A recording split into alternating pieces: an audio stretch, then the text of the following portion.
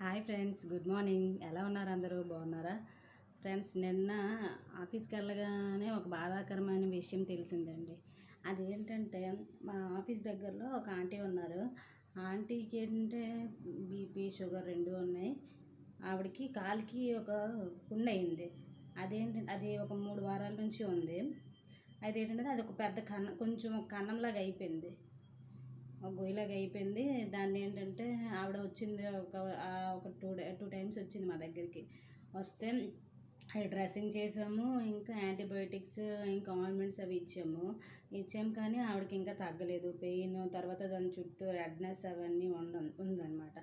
ఉంటే ఒకరోజు నేను చెప్పాను, ఇలాగా ఆంటీ ఇలా కాదు, ఒకసారి మీరు సర్జన్ దగ్గరికి వెళ్తే అక్కడ ఆయన చూసి దానికి ఏదైనా దాని లోపల ఏదైనా ఇన్ఫెక్ట్ అయిన టిష్యూని కానీ డెడ్ టిష్యూని ఏమైనా తీస్తే మీకు ఆ ఇన్ఫెక్షన్ అనేది స్ప్రెడ్ అవ్వకుండా ఉంటుంది, తగ్గుద్ది అని చెప్తే ఆవిడేమో మొన్న వెళ్ళారంట సర్జన్ దగ్గరికి. వెళ్తే అతను మరి అది ఇంకేం చేయలేదు. దాన్ని ఇంకా ఇలాగా దాని చుట్టూ మొత్తం ఇంజక్షన్ ఇవ్వాలమ్మా, చెయ్యాలి, అది కొంచెం కట్ చేసి తీయాలి, ఇన్ఫెక్షన్ ఎంతవరకు అయిందో దాన్ని అంత తీయాలి అని అన్నారంట.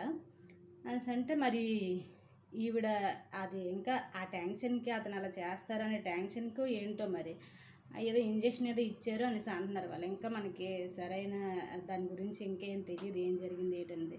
ఇంజక్షన్ ఏదో ఇచ్చారు, ఇంకా అదేం చెయ్యలేదండి. ఇంజక్షన్ ఇచ్చారు, ఆ ఇంజక్షన్ ఇవ్వడంతో ఒక్కసారిగా వాంతి అయిపోయింది, సడన్గా కలుతిరి పడిపోయింది అని చెప్తుంటారు వాళ్ళు. కలుతిరి పడిపోయి పెద్ద వాంతి అయిపోయిందంట. పెద్ద వాంతి అయిపోయి కలుతిరి పడిపోయి ఇంకా అలాగే ఉండిపోయింది. ఇంకా ఆవిడ ఇంకా మరి ఇంకేం లేదు, పాలసీ ఏం లేదు, ఇంకా అలాగా ఆవిడ వెంటిలేటర్ మీదకి వెళ్ళిపోయారు. అసలు ఆవిడ మార్నింగ్ బయలుదేరినప్పుడు ఆయన చక్కగా బయలుదేరారు. ఆ ముందు రోజే నా దగ్గరికి వచ్చారు, మాట్లాడారు, అంతా అయింది. కానీ ఆవిడకి ఏంటో ఒకసారి టెన్షన్ వల్ల మరి ఒకసారి హార్ట్ అటాక్ లాగా వచ్చిందో ఏంటో, మరి బ్లడ్ ప్రెషర్ పెరిగి హార్ట్ అటాక్ వచ్చిందేమో మరి తెలీదు, అలాగయింది. నేను ఆ ముందు రోజే చూశానండి ఆవిడని. చాలా బాధ అనిపించింది. సో ఫ్రెండ్స్, ఈ ప్రజెంట్ డేస్లో ఏంటంటే ఈ లైఫ్ స్టైల్కి అనుగుణంగా లైఫ్ స్టైల్ని బేస్ చేసుకుని చూసుకుంటే ఇప్పుడు వయసుతో సంబంధం లేకుండా ఇంకా అందరికీ కూడా బీపీ, షుగర్లు అనేవి వస్తున్నాయి. ఈ బీపీ అంటే బ్లడ్ ప్రెషర్ అండి. ఈ బ్లడ్ ప్రెషర్ పెరగడానికి గల కారణాలు ఏంటంటే ఈ సరైన లైఫ్ స్టైల్ ఏదంటే అలవాట్లు, మన లైఫ్ స్టైల్ మార్చుకోవాలి.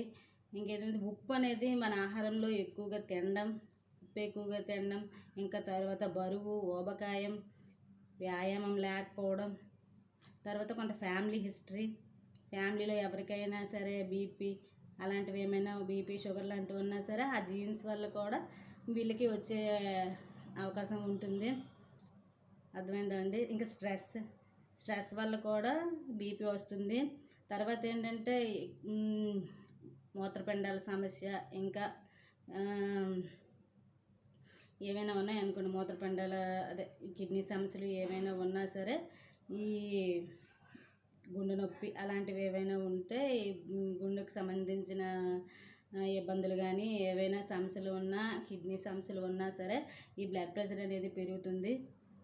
తర్వాత అంటే ఈ బ్లడ్ ప్రెషర్ పెరగడానికి ఈ బ్లడ్ ప్రెషర్ వల్ల మనకి ఇబ్బందులు ఏమొస్తాయి అనేసి అంటే తలనొప్పి, తల తిరగడం, ఇంకా అలసట, గుండె దడ. అర్థమైందండి. తర్వాత ఒక్కొక్కసారి శ్వాస తీసుకోవడానికి కూడా ఇబ్బంది ఉంటుంది. అర్థమైందండి. ఒకసారి చూపు అనేది మందగిస్తుంది, చూపు అనేది మసకబారిపోతుంది అనమాట, మసగ్గా కనిపించడం, ఇంకా చెస్ట్ పెయిన్, ఛాతిలో నొప్పి అనేది వస్తుంది. ఇంకా దీర్ఘకాలంలో ఒక్కొక్కసారి స్ట్రోక్, హార్ట్ అటాక్, ఇంకా మూత్రపిండాలకు సంబంధించిన సమస్యలు అనేవి వస్తాయి. సో ఫ్రెండ్స్, ఈ బ్లడ్ ప్రెషర్కి తగ్గించుకోవడానికి మనం తీసుకోవాల్సిన జాగ్రత్తలు, ఇంకా మనం వైద్యునికి ఎలాంటి సమయంలో హాస్పిటల్కి వెళ్ళాలి, వైద్య పరీక్షలు చేసుకోవాలి అన్న సిచ్యువేషన్ని గురించి నేను నెక్స్ట్ వీడియోలో పోస్ట్ చేస్తాను. సో ఫ్రెండ్స్, ఈ వీడియో మీకు నచ్చినట్లయితే లైక్ చేయండి, షేర్ చేయండి, సబ్స్క్రైబ్ చేసుకోవడం మర్చిపోవద్దు. Thank you.